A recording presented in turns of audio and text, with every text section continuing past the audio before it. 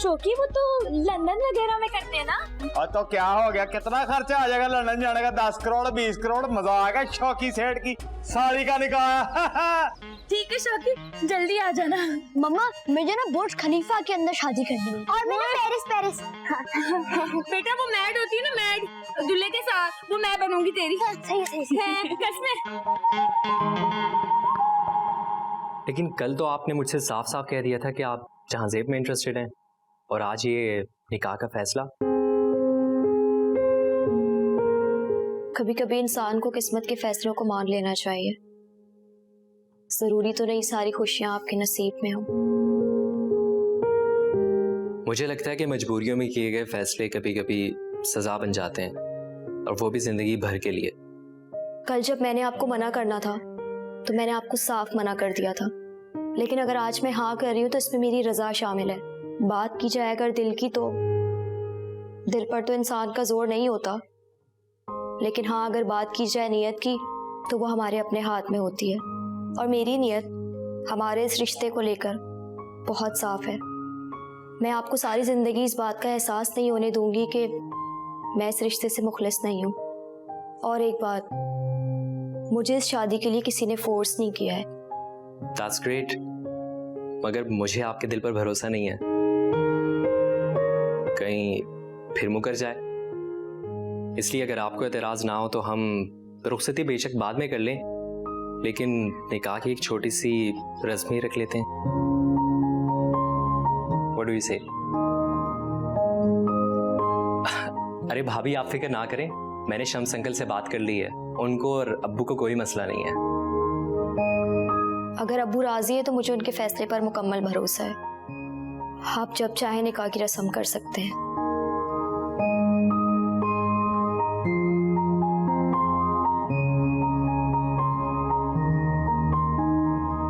जी शम्स साहब, अगर आपकी इजाजत हो तो निकाह शुरू करें।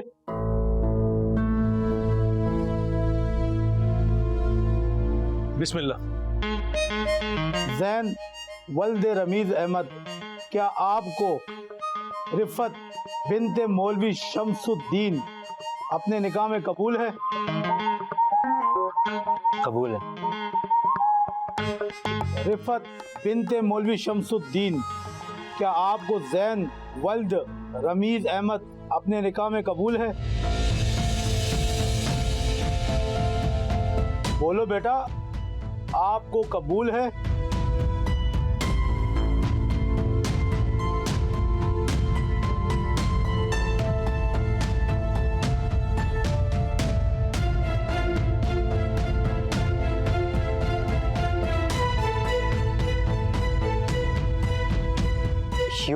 You must be Jahzeb, right? Right. अरे बॉस, आपकी टाइमिंग भी अजीब है। पहले तो आप 4 महीने तक नजर ही नहीं आते, और जब सामने आते हैं तो एंड मौके पर। मुझे रिफत से कुछ बात करनी है।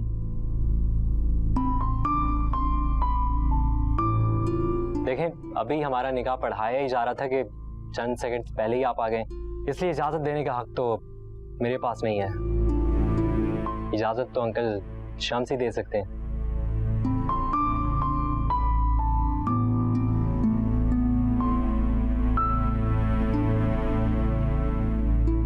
क्यों आए हैं आप यहाँ पर? 4 महीने गुजर गए, आपने मुझसे कोई कांटेक्ट नहीं किया। चले जाएं यहाँ से। कैसे मैसेज करता? तुम्हारे अब्बू ने कहा था कि पहले कुछ बन जाओ, और कुछ बन नहीं रहा था तो कैसे राब्ता करता तुमसे? तो आप बता तो सकते थे ना। क्या बताता कि 4 महीने तक अलग अलग कंपनीज के धक्के खाने के बाद कोशिश नाकाम रही, कुछ नहीं बन सका, ये बताता। अब बहुत देर हो गई है जहांजेब।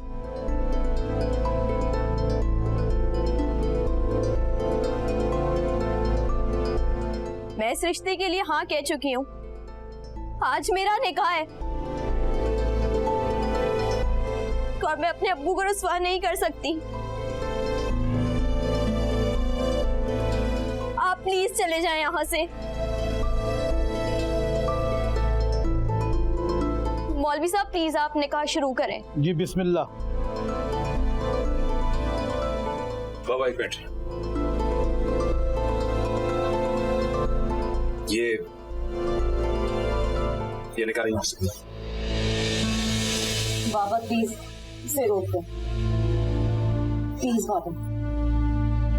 हाँ बाबा,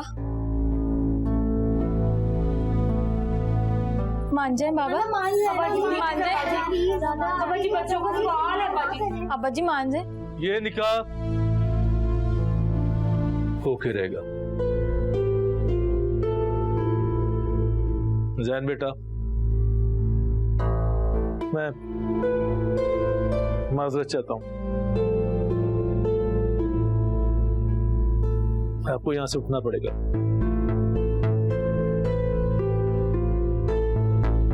उठिए।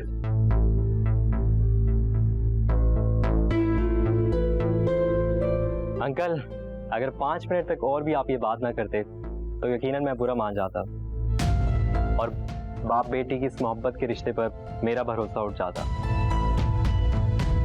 अगर बेटी बाप के फैसले पर अंधाधुंध अपने अरमानों का गला घोंट सकती है तो एक बाप को भी तो एहसास होना चाहिए। वैसे आपको देख के लगता नहीं है कि आप ये बात कर सकते हैं। आज अगर आपकी एक और बेटी होती तो यकीनन मैं अभी और इसी वक्त उससे निकाह कर लेता।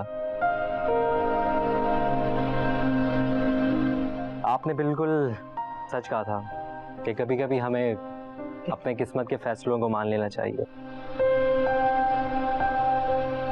और आज आपकी किस्मत में चांद ज़ेब लिखा था।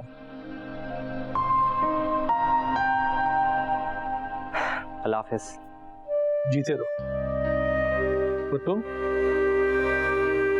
तुम पर मैंने इतना प्रेशर डाला कि तुम 4 महीने के लिए अपनी मां को छोड़ के चले गए।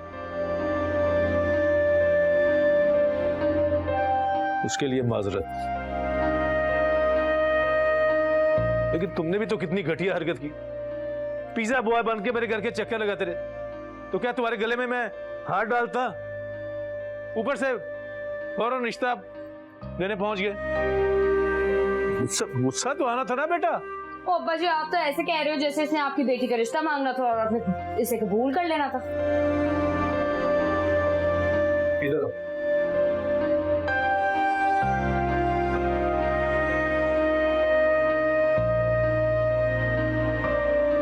हाय अल्लाह जी, इस मौके पर अगर मेरा शौकी होता ना तो हजारों के नोट उड़ाने थे उसने।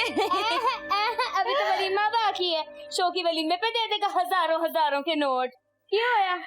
हाय हाय मेरा